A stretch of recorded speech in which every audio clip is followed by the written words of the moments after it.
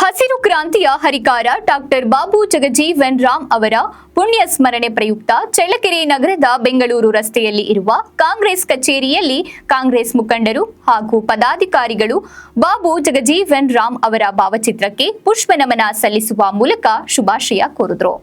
ಇನ್ನು ಬ್ಲಾಕ್ ಕಾಂಗ್ರೆಸ್ ಮಹಿಳಾ ಅಧ್ಯಕ್ಷೆ ಗೀತಾಬಾಯಿ ಮಾತನಾಡಿ, ಸ್ವಾತಂತ್ರ್ಯ ಹೋರಾಟಗಾರ, ಹಸಿರು ಕ್ರಾಂತಿಯ ಹರಿಕಾರ, ಶೋಷಿತರ ದಮನಿತರ ಪರವಾಗಿ ಹೋರಾಟ ನಡೆಸಿದ ಮಾಜಿ ಉಪ ಪ್ರಧಾನಮಂತ್ರಿ ಶ್ರೀ ಬಾಬು ಜಗಜೀವನ್ ರಾಮ್ ಅವರ ಪುಣ್ಯತಿಥಿಯೊಂದು ಅವರಿಗೆ ಅನಂತ ಪ್ರಣಾಮಗಳು. ಕೃಷಿ ರಕ್ಷಣಾ ಸಚಿವರಾಗಿ ಅವರು ಸಲ್ಲಿಸಿದ ಸೇವೆ ಸ್ಮರಣೀಯವಾದದ್ದು ಎಂದರು.